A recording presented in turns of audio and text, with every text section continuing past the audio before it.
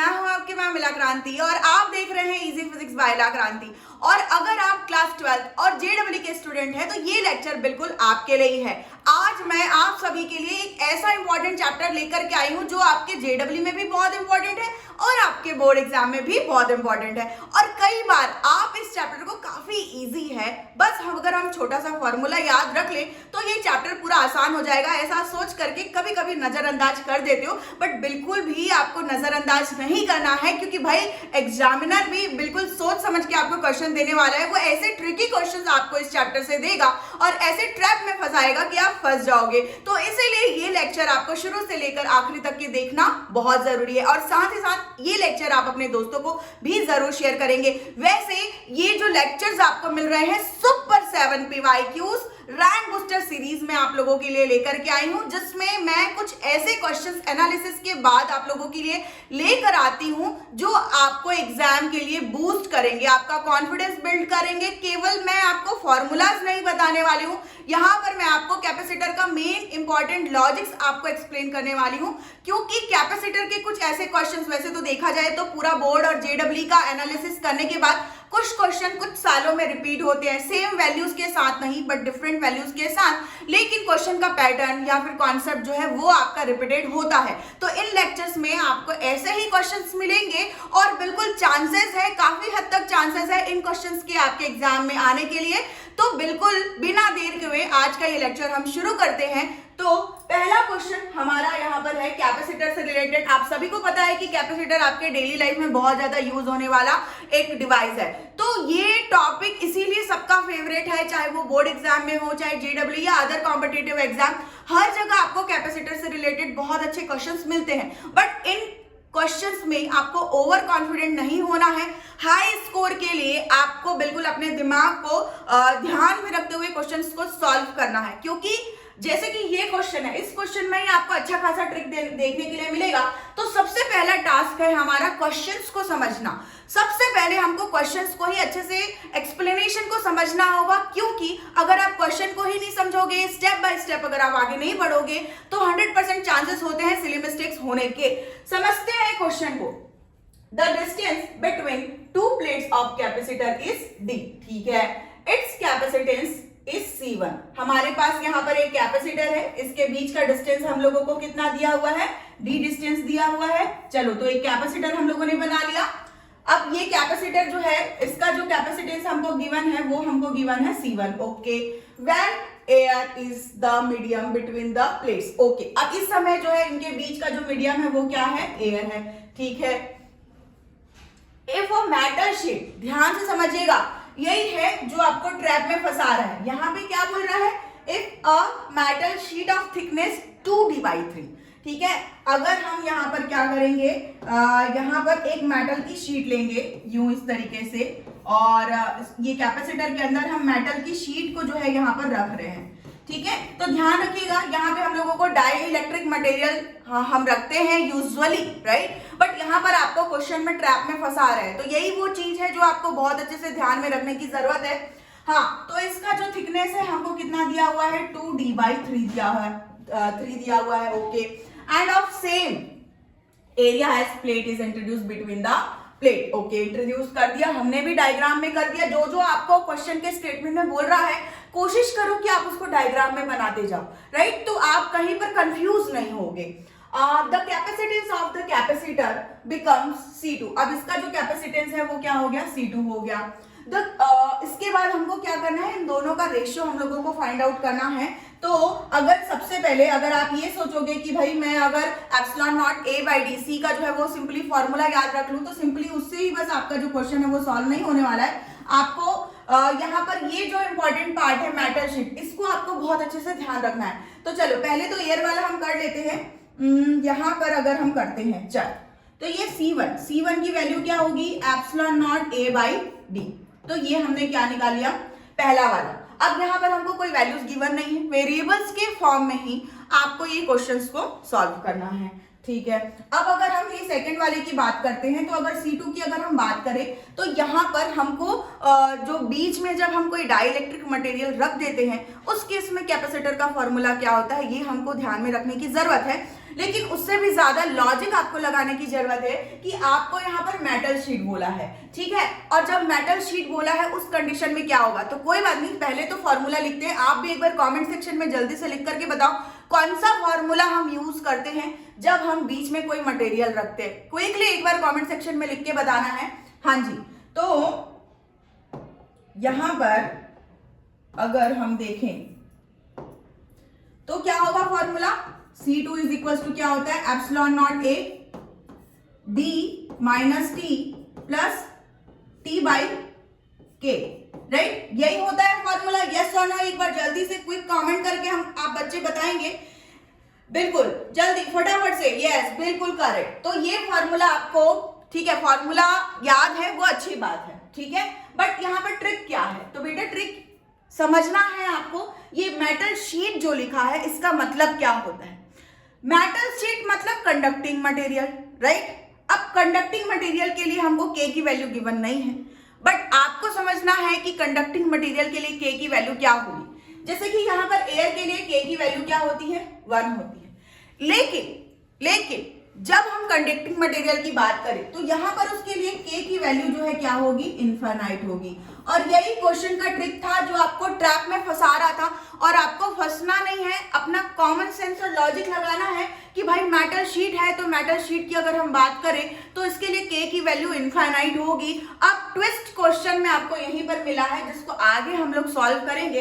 इसमें अगर हम यहाँ पर इनफाइनाइट वैल्यू रखेंगे तो ये आपका जो C2 है वो क्या हो जाएगा, ये होगा एप्सिलॉन नॉट A बाई आपका हो जाएगा क्या, D माइनस T। अच्छा, T थिकनेस की वैल्यू दी हुई है, चाहे तो आप यहाँ पर ही थिकनेस की वैल्यू जो है यहाँ पे रख सकते हैं। हाँ, तो ये हम T की वैल्यू अगर रखें तो T इज इक्वल टू हम लोगों को गिवन था 2D/3, 2D/3। अब यहाँ पर हमको T की वैल्यू रखने की जरूरत नहीं है क्योंकि अपॉन में यहाँ पे क्या आ रहा है, T बाई इनफाइनाइट। अब T बाई इनफाइनाइट अगर आ रहा है आपका, राइट, T बाई इनफाइनाइट अगर आपका आ रहा है तो किसी के डिनोमिनेटर में अगर इनफाइनाइट हो तो वो क्या हो जाता है आपका, वो आपका हो जाता है 0। तो यहां से हमको C2 जो मिल जाएगा, C2 इज इक्वल टू हमको मिल जाएगा क्या, ये हो गया एप्सिलॉन नॉट A बाई ये हो गया D माइनस 2D/3 और यहाँ पे प्लस आपका हो गया क्या, 0। तो वो वाला पार्ट हमारा पूरा का पूरा खत्म हो गया, राइट। अब नेक्स्ट स्टेप में हमारा ये हो जाएगा C2 is equal to epsilon naught A। अब हम नीचे में क्या करेंगे, एलसीएम ले लेंगे। एलसीएम लेंगे तो ये हो जाएगा हमारा 3D/2D अपॉन ये हो जाएगा क्या, 3। अब इसको सॉल्व करेंगे तो हमको क्या मिल जाएगा, यहाँ पे मिल जाएगा हम लोगों को, यहाँ लिख लेते हैं C2 is equal to epsilon naught A। अब ये हो गया हमारा क्या, 3D minus 2D is equal to D और यहाँ पे D/3। अब इसको अगर हम रीअरेंज करके लिख लें तो ये हो गया हमारा C2 is equal to 3 epsilon naught A by D, जिसको हम 3C1 भी लिख सकते हैं, राइट। यस या नो, क्योंकि C1 की वैल्यू हमारी क्या थी, यहाँ पर अगर हम देखें तो C1 की जो वैल्यू है हमारी epsilon naught A by D है। और अगर हम यहाँ पर देखें तो ये 3 गुना आ गया है। अब हमको निकालना क्या था, तो हम लोगों को यहाँ पर रेशियो फाइंड आउट करना था। तो रेशियो अगर हम लोगों को फाइंड आउट करना है, ठीक है, देख लेते हैं यहाँ पे।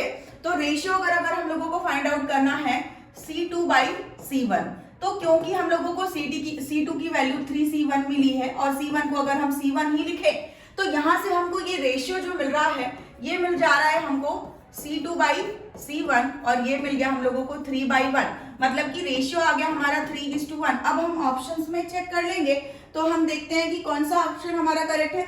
आप देख पा रहे हो कि यहाँ पर थर्ड ऑप्शन आपका करेक्ट आंसर है। तो देखा आपने कि किस तरीके से आपको एक क्वेश्चन का एक वर्ड है ना आपको पूरा ट्रैप में फंसा ले रहा है और आपको यहाँ पर आपके पेशेंस को और आपके मतलब जो लॉजिकल सेंस है उसको आपका यहाँ पर चेक किया जा रहा है। तो इस तरीके के क्वेश्चन को बिल्कुल इत्मीनान से बहुत अच्छे से सॉल्व करेंगे।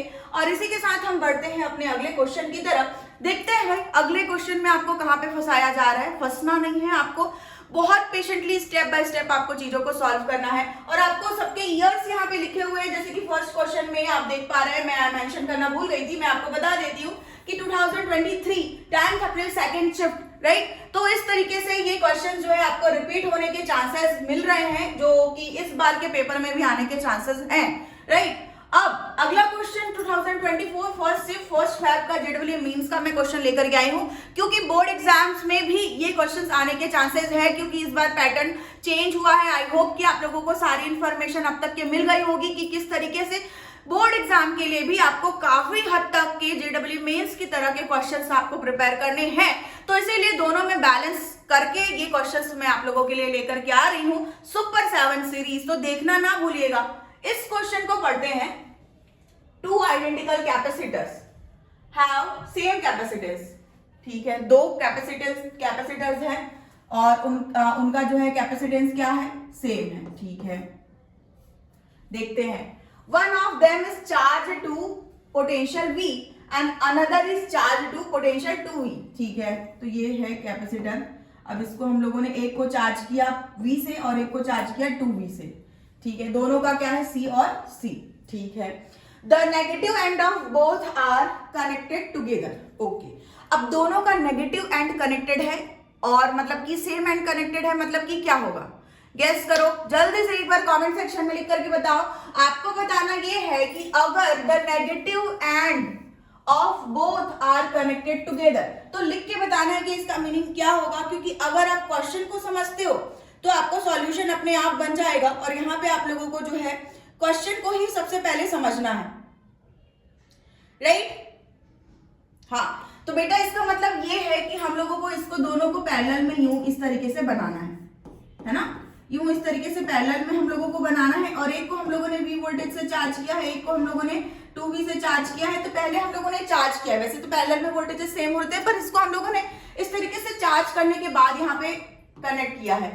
When the positive ends are also joined together, the decrease in energy of the combined system। अब क्या होगा कि कभी भी अगर हम इस तरीके से कनेक्ट कर रहे हैं तो यहाँ पर जो है मतलब जो एनर्जी है वो हमारा डिस्ट्रीब्यूट होगा, और एनर्जी डिस्ट्रीब्यूट होने के बाद जो एनर्जी में चेंज आएगा वो चेंज हम लोगों को यहाँ पे कैलकुलेट करना है, राइट। तो लाइक एनर्जी में चेंज का फॉर्मूला क्या आप लोगों को याद है, क्या होता है फॉर्मूला एनर्जी में चेंज का, 1/2 C1 C2 upon C1 plus C2, और यहाँ पे क्या होता है V2 माइनस V1 का होल स्क्वायर। क्या यही होता है फॉर्मूला? एक बार जल्दी से कमेंट सेक्शन में लिख कर कमेंट में लिखेंगे कि आपका फॉर्मूला क्या होता है।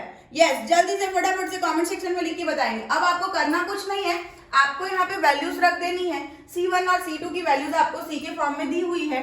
ये हो जाएगा आपका क्या, delta U is equal to 1/2, और ये होगा आपका क्या, C एंड C, और यहाँ पे आप C प्लस C लिख सकते हो।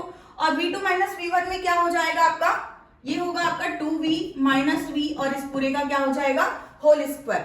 जल्दी से एक बार आगे कैलकुलेट करके बताएंगे मुझे कमेंट सेक्शन में। आपको भी मेरे साथ जो है सॉल्व करते रहना है।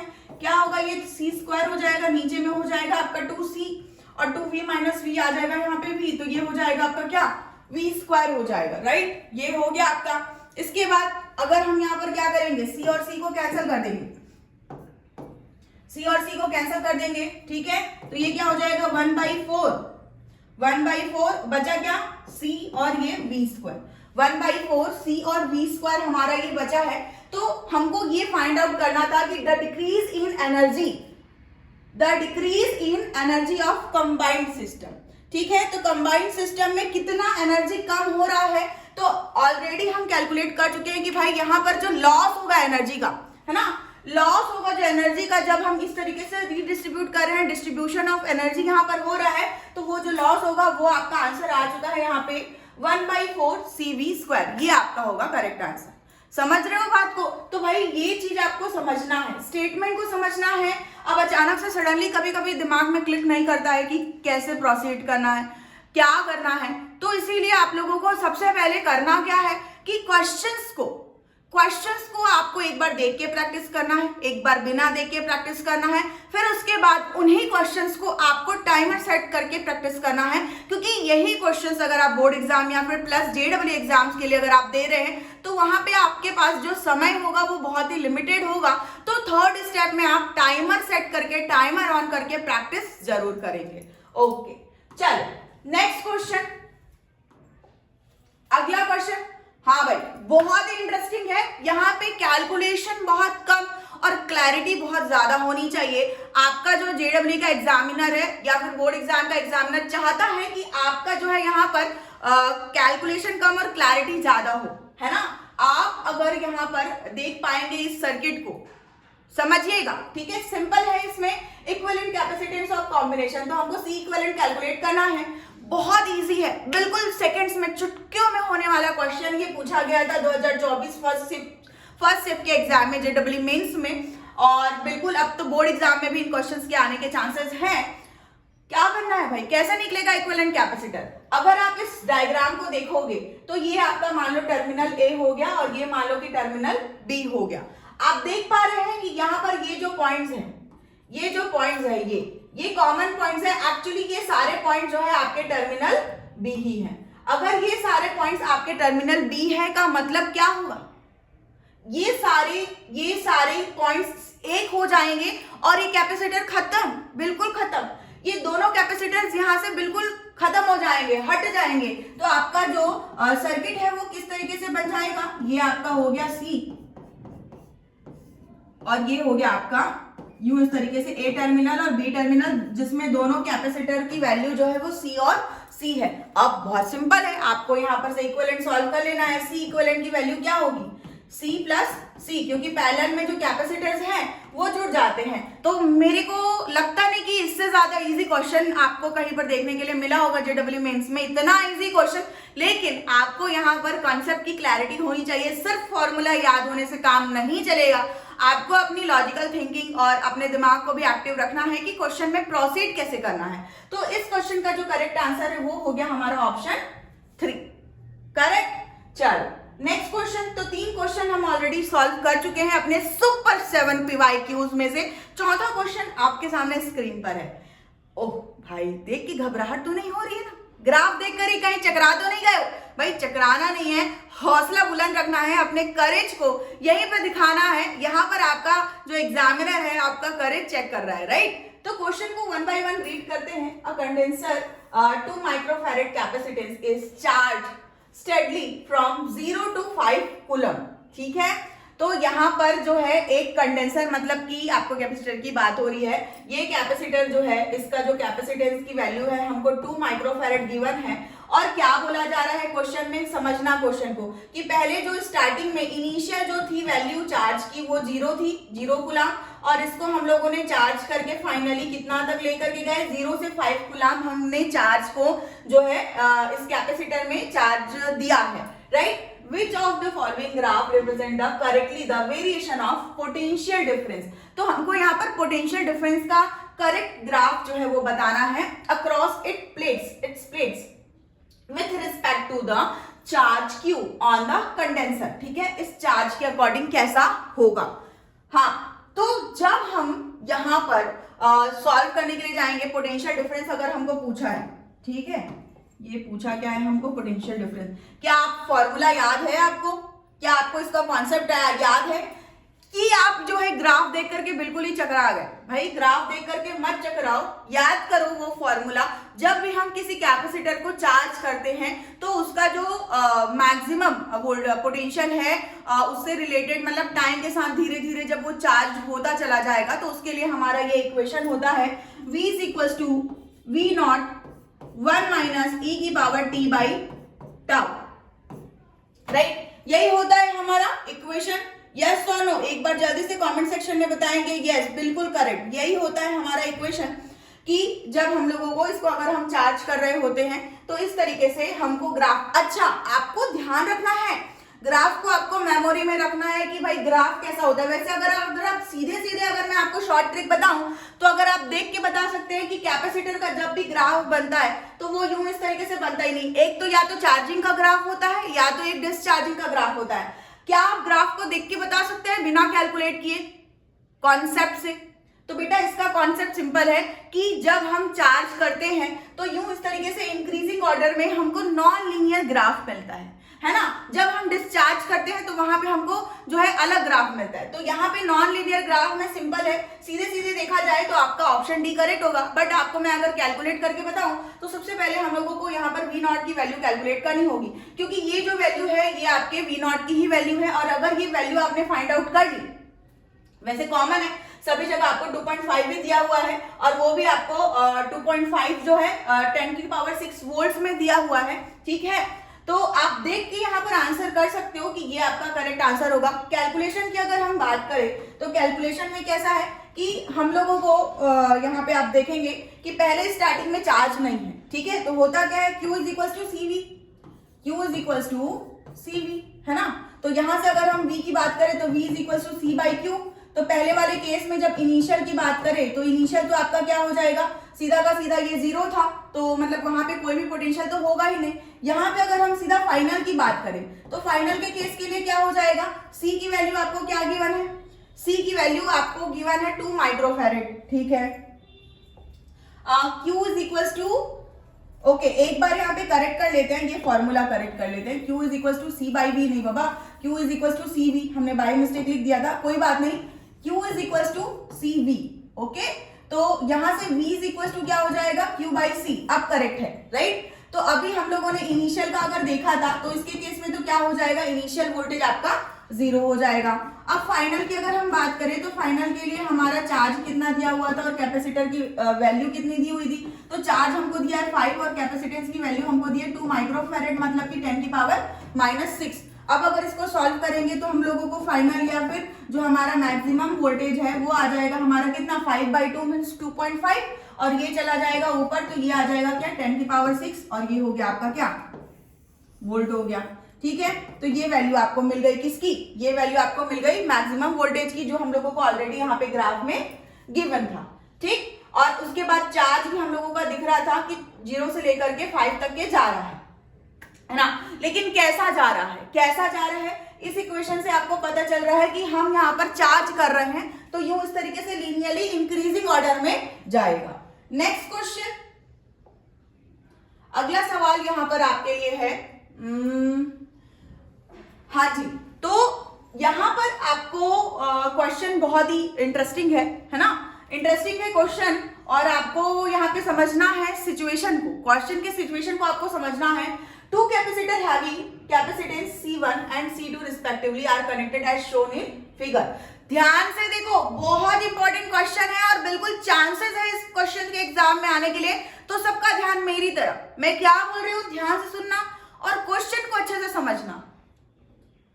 तो 2 कैपेसिटर यहाँ पे कनेक्टेड है जो हमको ऑलरेडी फिगर में दिया हुआ है। इनिशियली जो है पहले वाले का क्या दिया हुआ है, कैपेसिटर जो है वो C1 दिया हुआ है, is charge to potential difference V।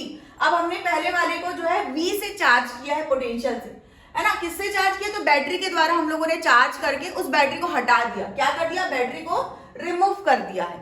समझना ध्यान से, the charge capacitor C1 is now connected to uncharge capacitor. मतलब पहले हम लोगों ने एक सिंगल कैपेसिटर लिया था, इसको हम लोगों ने चार्ज किया है बैटरी से, V हम लोगों ने इसको पोटेंशियल दिया है। अब बैटरी को हटा करके इसके साथ हम लोगों ने यहाँ पर एक और कैपेसिटर C2 जोड़ दिया है। अब ये जो C2 है वो बिल्कुल अनचार्ज है, ठीक है। उसके बाद हम क्या कर रहे हैं, यहाँ पर इसको कनेक्ट कर रहे हैं, यहाँ पर इसको कनेक्ट कर रहे हैं। स्विच को अगर हम यहाँ पे क्लोज कर रहे हैं तो जैसे ही हम स्विच को क्लोज करेंगे तो क्या हो जाएगा, ये वाला जो सर्किट है ये हमारा यहाँ पे कंप्लीट हो जाएगा। अब अगर सर्किट कंप्लीट हो जाएगा तो यहाँ पे क्या होगा, फिर से आपका जो एनर्जी है, वो जो चार्ज है आपका, अमाउंट ऑफ चार्ज, वो रीडिस्ट्रीब्यूट होगा। रीडिस्ट्रीब्यूट होगा तो रीडिस्ट्रीब्यूट होने के बाद इक्विलिब्रियम के कंडीशन में क्या होगा, ये हम लोगों को यहाँ पे फाइंड आउट करना है, ठीक है। तो अगर हम इनिशियल फेज की बात करें तो इनिशियली जो टोटल वोल्टेज, जैसे ही हम लोगों ने यहाँ पे स्विच को ऑन किया है और इसको कनेक्ट किया है तो वहां पर V डैश की वैल्यू क्या होगी, मतलब उस समय वोल्टेज क्या होगा, ये आप लोगों को बताना है ना। यहाँ पर जो इनिशियल अगर हम लोग वोल्टेज की बात करें तो दोनों कैपेसिटर के लिए एक बार हम देखते हैं, V1 की वैल्यू होगी V और V2 होगा क्या, 0, ठीक है। और बाकी C1 और C2 तो है ही, ठीक है। तो टोटल वोल्टेज कैसे निकालते हैं, तो टोटल वोल्टेज टोटल चार्ज, है ना। तो Q इज इक्वल टू हमारा क्या होता है, CV, तो V is equal to Q by C, तो यहाँ से हम करते क्या है, total charge upon total capacitor अगर हम करते हैं तो उसके बाद हम लोगों को यहाँ पर पोटेंशियल जो है वो निकलता है। तो इसके लिए हम लोगों को क्या करना पड़ेगा, C1V1 plus C2V2, C1V1 plus C2V2, क्या हो गया ये टोटल चार्ज अपॉन टोटल क्या हो जाएगा, कैपेसिटेंस। तो टोटल कैपेसिटेंस कितना होगा, C1 प्लस C2। अब इस इक्वेशन में अगर हम आगे वैल्यू रखेंगे तो यहाँ पे क्या हो जाएगा, V1 dash is equal to C1, तो C1 रहेगा, V1 की वैल्यू आपकी हो जाएगी क्या, V प्लस ये क्या हो जाएगा यहाँ पे 0 अपॉन क्या हो जाएगा C1 प्लस C2। तो यहाँ पर जो V डैश हम लोगों को मिलेगा दोनों का कंबाइंड कनेक्ट करने के बाद, क्योंकि हमने स्विच को ऑन कर दिया है, कनेक्ट कर दिया है, सर्किट क्लोज कर दिया है, ठीक है। तो ये हो जाएगा C1V upon C1 plus C2। Okay, चलो अब यहां तक सबको समझ में आया, यस और नो, जल्दी से एक बार कमेंट सेक्शन में लिखो।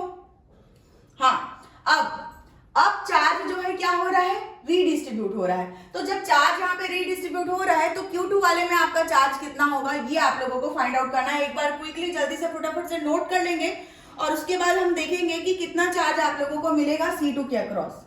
नोट कर लिया, चलो अब ये जो हमने डायग्राम बना रखा था, यहाँ पर अगर हम लोगों को जैसे कि पहले इनिशियली तो Q2 चार्ज होगा, बट जब हमने कनेक्ट कर दिया उसके बाद हम लोगों को यहाँ पे क्या मिलेगा, Q2 डैश मिलेगा चार्ज। तो चार्ज अगर हम लोगों को Q2 डैश मिलेगा तो Q is equal to CV होता है। तो यहाँ पर आपका जो है C2V डैश हो जाएगा, क्योंकि वोल्टेज रीडिस्ट्रीब्यूट हो गया, पोटेंशियल भी यहाँ पे रीडिस्ट्रीब्यूट हो गया, और यहाँ पे चार्ज के अमाउंट ऑफ चार्ज हम लोगों को इक्विलिब्रियम के कंडीशन में निकालना है। तो कभी भी पैरेलल में क्या होता है, पोटेंशियल सेम होता है, क्योंकि पोटेंशियल धीरे धीरे यहाँ पे क्या हो जाएगा, सेम हो जाएगा। तो वो वैल्यू क्या हो जाएगी, जो नेट पोटेंशियल है वो हमारा हो जाएगा क्या, V डैश, जिसकी वैल्यू हम लोगों ने ऑलरेडी निकाल ली। अब बात करते हैं कि C2 वाले कैपेसिटर में चार्ज की वैल्यू क्या होगी। तो चार्ज की वैल्यू जो होगी वो हम लोगों ने लिख दिया Q2 dash is equal to C2V dash. अब यहाँ पर जब हम लोगों ने C2V डैश लिख दिया है तो यहाँ पे ये हमारा हो गया C2 और V डैश की वैल्यू हमारी है C1V upon C1 plus C2। तो ये हमको फाइनली यहाँ पर amount of charge on capacitor 2 हम लोगों को मिल गया है, जो हम लोगों को फाइंड आउट करना था।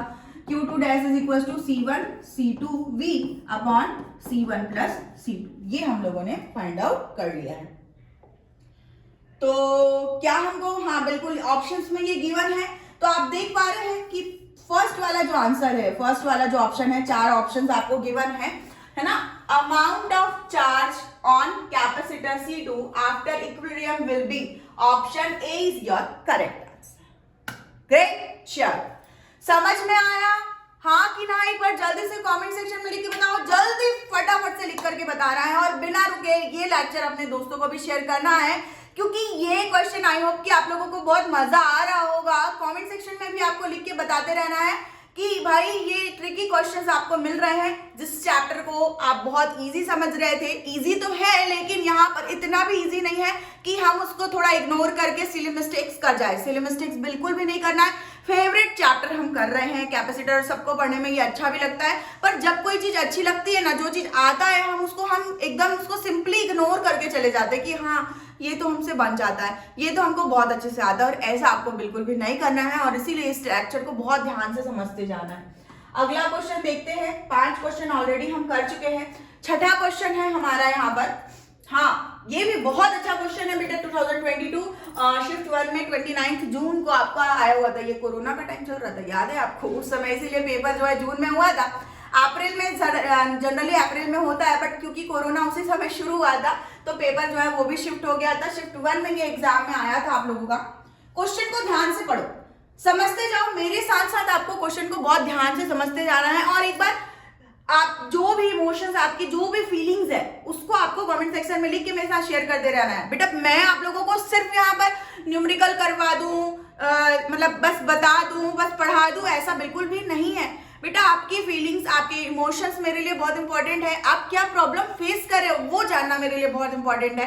इसलिए आप अपनी हर प्रॉब्लम्स को कमेंट सेक्शन में जरूर शेयर करते रहिएगा।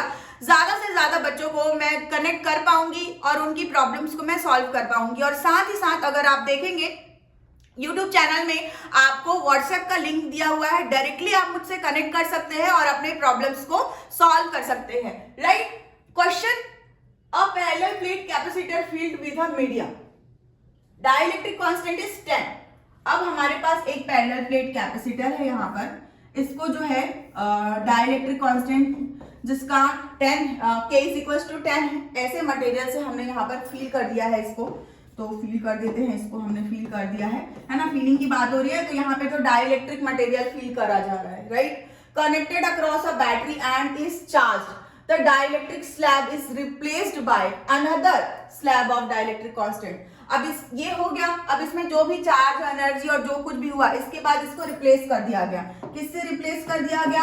तो यहाँ पर अंदर के डाइलेक्ट्रिक मटेरियल को बदल दिया गया, डाइलेक्ट्रिक मटेरियल को बदल दिया गया। इस बार डाइलेक्ट्रिक मटेरियल की वैल्यू कितनी रख दी गई? K is equal to 15। बेटा देखो यहाँ पर डाइलेक्ट्रिक वैल्यू की कैपेसिटर के लिए जो डाइलेक्ट्रिक वैल्यू अगर हम चेंज कर दे तो देखना पूरा यहाँ पर घूम जाएगा क्वेश्चन, बहुत सारी चेंजेस यहाँ पर आ जाएगी।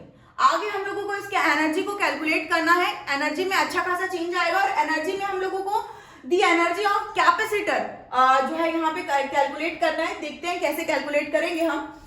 10 था connecting across the battery and charge, ठीक है। उसके बाद इसको अगर जब इसको हम लोगों ने क्या किया, बैटरी के अक्रॉस कनेक्ट किया और इसको चार्ज किया, फिर हमने क्या किया, डाइलेक्ट्रिक स्लैब को रिप्लेस कर दिया और हम लोगों ने K इज इक्वल टू 15 लेकर के नया यहाँ पर डाइलेक्ट्रिक मटेरियल भर दिया। अब हम लोगों को एनर्जी ऑफ द कैपेसिटर हम लोगों को फाइंड करना है। अच्छा, अब यहाँ पर जो है पूरा क्वेश्चन में नहीं, ऑप्शंस को भी हम लोगों को 4th ऑप्शन तक के पूरा पढ़ना है, क्योंकि ऑप्शन में क्या दिया हुआ है, increased by 50%, decrease by 15%, increase by 25% और इंक्रीज बाय 33%।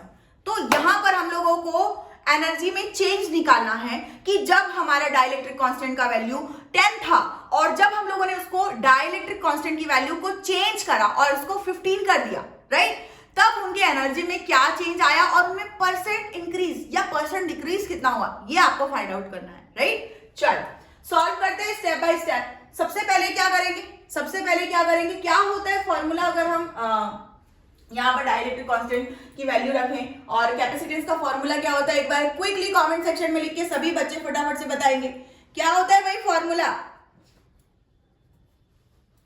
क्या होगा, एनर्जी का फॉर्मूला क्या होगा। बेटा जब हम डाइलेक्ट्रिक कांस्टेंट वैल्यू की बात करते हैं तो इनिशियली फर्स्ट वाले के लिए, है ना, फर्स्ट वाले के लिए U1 लिख देते हैं हम, तो यहाँ पर बेटा 1/2 और CV का स्क्वायर हमारा इन जनरल फॉर्मूला होता है, राइट। अब यहाँ पर डाइलेक्ट्रिक कांस्टेंट है तो उसके लिए हमारा यहाँ पे क्या हो जाएगा, KCV का स्क्वायर। क्यों हो जाएगा, तो बेटा सिंपली जब हम लोग यहाँ पर C का वैल्यू लिखते हैं तो एप्सिलॉन नॉट A/D लिखते हैं। जब हम लोग यहाँ पर क्या करते हैं, डाइलेक्ट्रिक कांस्टेंट या मीडियम रख देते हैं, है ना, तो ये जो मीडियम के लिए जो है हमारी वैल्यू यहाँ पर क्या हो जाती है, K एप्सिलॉन नॉट A/D। तो इसको हम लोग सिंपली क्या लिख सकते हैं, KC लिख सकते हैं, राइट। तो इसीलिए यहां पर हम लोगों ने क्या कर दिया, एनर्जी। अब देखना ज्यादातर आपको कैपेसिटेंस पूछेगा, आपको एनर्जी पूछेगा, पर डाइलेक्ट्रिक मीडियम वाले कैपेसिटेंस के लिए एनर्जी का क्वेश्चन थोड़ा सा मतलब कभी कभी आपको देखने के लिए मिलता है, तो इस पैटर्न के क्वेश्चन को आपको जरूर प्रैक्टिस करना है और ये बिल्कुल आने के बहुत ज्यादा चांसेस हैं, इसलिए आपको इन क्वेश्चन को बहुत अच्छे से करना है, राइट। तो फर्स्ट ये हो गया आपका। तो अब हम यहाँ पे लिखेंगे क्या, पहले वाले के लिए U1 इज इक्वल टू क्या हो जाएगा, 1/2, K की वैल्यू हो जाएगी 10 और ये हो गया क्या, CV का स्क्वायर। कोई और वैल्यू गिवन है क्या हमको क्वेश्चन में? नहीं, हम लोगों को सिर्फ डाइलेक्ट्रिक कांस्टेंट की वैल्यू दी हुई है और सिर्फ डाइलेक्ट्रिक कांस्टेंट की वैल्यू के चेंज होने से आप देख पाएंगे कि कैसे ड्रास्टिक चेंज यहाँ पर एनर्जी में आपको देखने के लिए मिलेगा। हाँ, तो ये हो गया आपका इक्वेशन नंबर 1। उसके बाद सेकेंड U2, सेकेंड में क्या हो जाएगा, 1/2 और यहां पे हो जाएगा क्या, 15 CV का स्क्वायर। ये हो गया आपका क्या, इक्वेशन नंबर 2, राइट। तो U1 और U2 हम लोगों को यहाँ पे मिल गया। अब अगर हम लोग इसका चेंज निकाले तो चेंज कैसा होगा बेटा, तो चेंज हो जाएगा आपका डेल्टा U और ये हो गया आपका U2 माइनस U1, क्या आ जाएगा, delta U is equal to ये हो गया आपका 1/2 और ये हो गया 15 CV का स्क्वायर माइनस 1/2 10 CV का स्क्वायर, राइट। अब आगे क्या करेंगे, आगे इसको हम सॉल्व करेंगे सिंपली। आप देख पा रहे हैं इसको सॉल्व करने का सिंपल तरीका, यहाँ पे ये दोनों चीजें जो है वो क्या है, कॉमन है, ठीक है। तो हम क्या करेंगे, इसको सॉल्व करने के लिए delta U is equal to 1/2 और ये हो गया हमारा क्या CV का स्क्वायर और ब्रैकेट में बच गया कितना 15 माइनस 10। ठीक है, तो ये हमको क्या मिल गया यहाँ पर delta U is equal to 5/2 मिल गया है ना, 15 माइनस 10 5/2 और ये क्या मिल गया हम लोगों को CV का स्क्वायर। ठीक, चल तो ये हमको मिल गया। एनर्जी में चेंज क्या आ रहा है जब हम लोग डाइलेक्ट्रिक कांस्टेंट की वैल्यू 10 रख रहे हैं और जब हम लोग 15 रख रहे हैं तब हमको एनर्जी में चेंज क्या आ रहा है, राइट।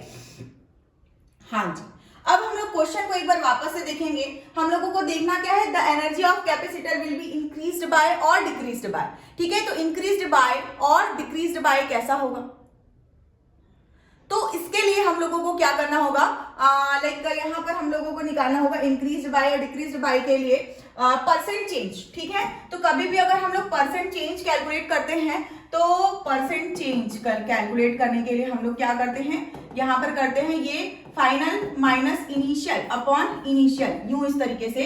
तो ये नथिंग बट ऊपर वाला जो है डेल्टा U बाई आपका U1 है, तो ये हम लोगों को क्या करना है, परसेंट चेंज अगर हम लोगों को निकालना है। और हाँ, यहाँ पे तो केवल चेंज निकल रहा है, अगर परसेंट निकालना हुआ तो उसके लिए हम लोगों को क्या करना पड़ेगा, बाद में 100 से मल्टीप्लाई करना होगा। तो पहले चेंज कैलकुलेट कर लेते हैं। चेंज क्या आ जाएगा, चेंज आपका आ जाएगा डेल्टा U की वैल्यू हमारी कितनी आई है 5/2 और ये हो गया क्या CV का स्क्वायर।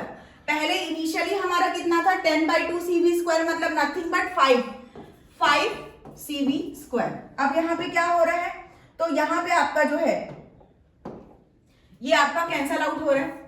ठीक है, अब बचा क्या, तो ये 5 और 5 भी कैंसल हो गया, आपका बचा केवल और केवल क्या 1/2।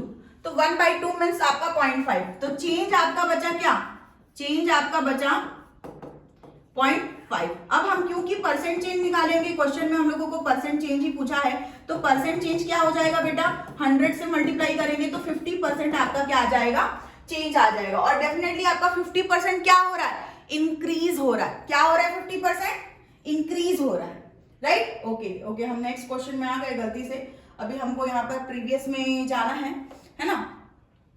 तो यहाँ पर हमको इंक्रीज बाय 50%, ये ए ऑप्शन जो है हमारा करेक्ट आंसर होगा। और काफी इंटरेस्टिंग क्वेश्चन, इस क्वेश्चन को जरूर करना। एक बार अगर आप देख के कर रहे हो, दूसरी बार इन्हीं क्वेश्चंस को आप बिना देखे करो और तीसरी बार टाइमर ऑन करके यही सुपर 7 क्वेश्चंस जो PYQs में आपके लिए लेकर के आ रही हूँ बेटा, इन क्वेश्चंस को जरूर सॉल्व करो और साथ ही साथ अपने दोस्तों को भी भेजो। ठीक है, बच्चों को कई बार क्या लगता है कि भाई मतलब कि मैं किसी को क्यों शेयर करूं, है कि नहीं, मैं किसी की हेल्प क्यों करूं, वो मेरा कॉम्पिटिटर है। तो बेटा कंपटीशन के लिए आपका पूरा मतलब भारत के आपके बच्चे हैं, लाखों स्टूडेंट जो एग्जाम दे रहे हैं वो आपके एक्चुअल में कॉम्पिटिटर है। अगर ये वीडियो या क्वेश्चंस अगर आप अपने दोस्तों को भी भेज देंगे तो इससे ये नहीं कि आप उसे कंपटीशन में पीछे रह जाएंगे, बल्कि आपको मिल करके साथ में तैयारी करनी है और बहुत अच्छी तैयारी करनी है और मिल करके आगे बढ़ना है। आपके लिए बस एक ही प्लेस चाहिए, वो प्लेस आपको खुद अपनी बनानी है और लाखों स्टूडेंट कॉम्पिटिटर है आपके, उनके बीच में आपको वो प्लेस बनानी है। तो इसलिए आपको अपने फ्रेंड के साथ मिलकर बड़े जोश से बहुत धुरंधर तरीके से आपको तैयारी करनी पड़ेगी। तो इसलिए इस वीडियो को अपने दोस्त को जरूर शेयर करिएगा। अगला क्वेश्चन, लास्ट क्वेश्चन हमारे आज के लेक्चर का super 7 PYQs rank booster series का आखिरी क्वेश्चन। तो भाई आखिरी क्वेश्चन है, ध्यान से देखना और बहुत इंटरेस्टिंग क्वेश्चन है।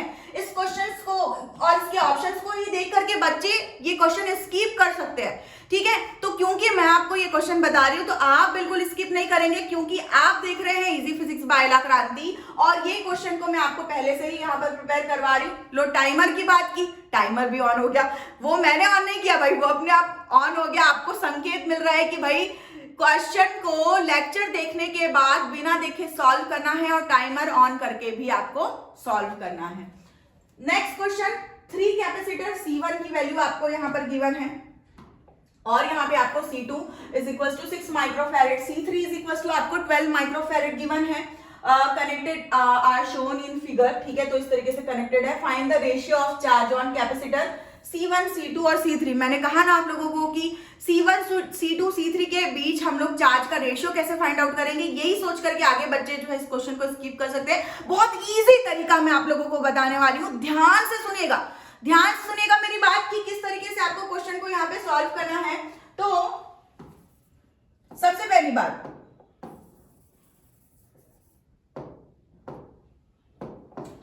सबसे पहली बात आपको चार्जेस का C1, C2, C3 चार्जेस का आपको रेशियो पूछा है। तो अगर हम ये वाले बात करें, मतलब इस वाले कैपेसिटर के अक्रॉस चार्ज की बात करें, जैसे ही हम लोग यहाँ पर से क्या करते हैं, बैटरी से अगर हम यहाँ पे करंट देना चालू करते हैं तो हम लोग यहाँ चार्जेस प्रोवाइड करते हैं इसको, तो यहाँ पर एक चार्ज जाता है और यहाँ पे दूसरा चार्ज जाता है। तो क्योंकि यहाँ पर जो है आपका नोड है तो इससे दो साइड जाएगा, एक नीचे और एक ऊपर वाले ब्रांच में, राइट। तो जब आपके इस वाले ब्रांच में जाएगा तो यहाँ पर Q1 मान लिए, यहाँ पर Q2 मान लिए।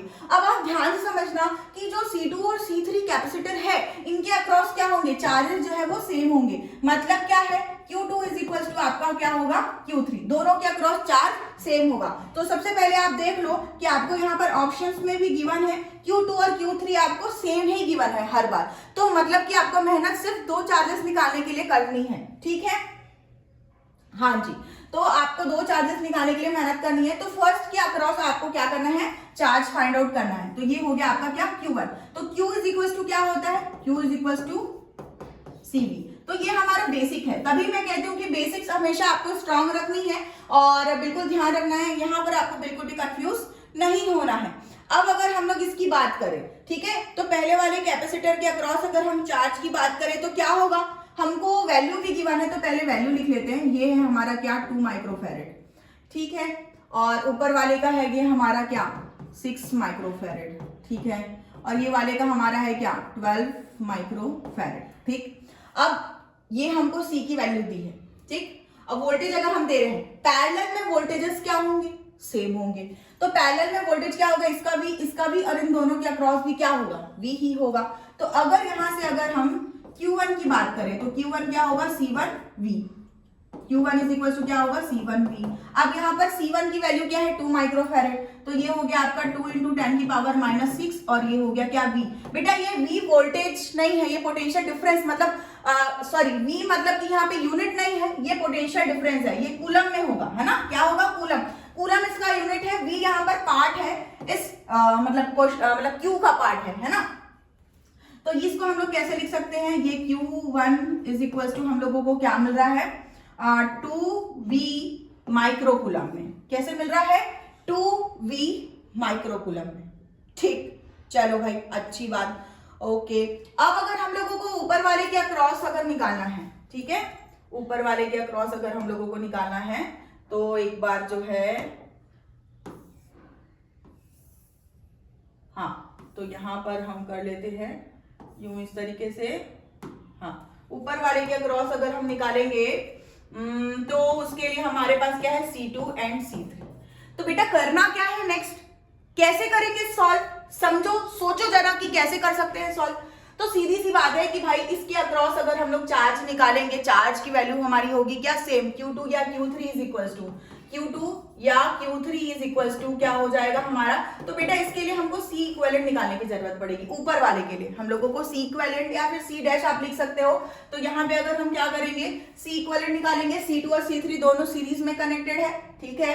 और पोटेंशियल क्या होगा, ये V ही होगा। तो पहले सबसे पहले हमको क्या निकालना है, C इक्विवेलेंट या फिर C डैश अगर हम लोगों को निकालना है तो C2 into C3 upon C2 plus C3। Value क्या गिवन है हम लोगों को इसके लिए, 6 और 12 गिवन है। क्या गिवन है, 6 और 12 गिवन है। तो हमको यहाँ पे सॉल्व करना है, C equivalent is equal to 6 into 12 upon 6 plus 12। जल्दी से एक बार क्विकली सॉल्व करके बताओ क्या आ जाएगा, फटाफट फटाफट सॉल्व करके बताओ क्या आएगा, जल्दी बताओ क्विकली। ये आ जाएगा आपका कितना, 4 माइक्रोफैरेड। कितना आ जाएगा आपका, 4 माइक्रोफैरेड। तो यहाँ पे अगर हम लोगों को C इक्विवेलेंट की वैल्यू मिल गई तो ये क्या हो जाएगा, Q2 जो है हमारा ये यहां से हो जाएगा क्या, ये हो जाएगा 4V, ठीक है। 4V मैं डायरेक्टली लिख दे रही हूँ आपको यहाँ पर, एकदम बाय स्टेप बाय स्टेप आपको सॉल्व करके बताई हूँ। बोर्ड एग्जाम में प्रॉपर अच्छे से आपको स्टेप बाय स्टेप आपको लिखने की जरूरत होगी। तो जब हमारा यहाँ पे क्या आ जाएगा, Q2 की वैल्यू 4 आ जाएगी। हाँ, अब तो इजी है, अब तो कुछ रहा ही नहीं। हमको यहाँ पर क्या मिला है, Q1 is equal to 2V microcoulomb, है ना। और Q2 इज इक्वल टू हमको क्या मिला है, 4v माइक्रोकुलम और Q3 इज इक्वल टू भी क्या मिला है 4v माइक्रोकुलम। अब हम लोगों को करना क्या था, फाइंड आउट क्या करना था, तो हम लोगों को यहाँ पे तीनों ही चार्जेस का रेशियो फाइंड आउट करना था। तो आप देख पा रहे हैं हमको यहाँ पे क्या मिल रहा है 2, 4 और 4 मिल रहा है। इसको अगर हम देखें तो इजीली फॉर्म में हम लोग इसको इजी वे में क्या लिख सकते हैं 1:2:2 है ना, 1:2:2। तो अब ऑप्शंस अगर हम चेक करें तो ऑप्शंस हम देख पा रहे हैं कि थर्ड ऑप्शन जो है वो हमारा करेक्ट आंसर है, राइट। तो इस तरीके से आज का ये लेक्चर यहीं पे फिनिश होता है। आप लोगों को आज के लेक्चर में मैंने क्या बताया है, मैंने आप लोगों को आज के लेक्चर में मैंने आप लोगों को बताया है सुपर 7 PYQs जो कि एग्जाम में बहुत इंपॉर्टेंट है, बोर्ड प्लस JEE दोनों ही एग्जाम में। तो वीडियो को लाइक करना और शेयर करना बिल्कुल भी नहीं भूलना है। और अगला वीडियो अगर आपने अभी तक के नहीं देखा है तो जल्दी से अभी तुरंत क्लिक करेंगे नीचे लिंक पर, डिस्क्रिप्शन में चेक करेंगे और आप जरूर नेक्स्ट 7 PYQs की वीडियोस जरूर देखेंगे और अपने दोस्तों को भी शेयर करेंगे। अगर आप मुझसे कनेक्ट होना चाहते हैं व्हाट्सएप के माध्यम से तो आपको नीचे डिस्क्रिप्शन में भी लिंक मिल जाएगी और साथ ही साथ अगर आप इजी फिजिक्स बाय ला क्रांति चैनल में जाएंगे तो लिंक ऑप्शन में आप चेक करके देख सकते हैं और मुझसे कनेक्ट हो सकते हैं। तो मैं मिलूंगी अब आपको नेक्स्ट सुपर 7 PYQs के साथ, तब तक के लिए बाय बच्चों।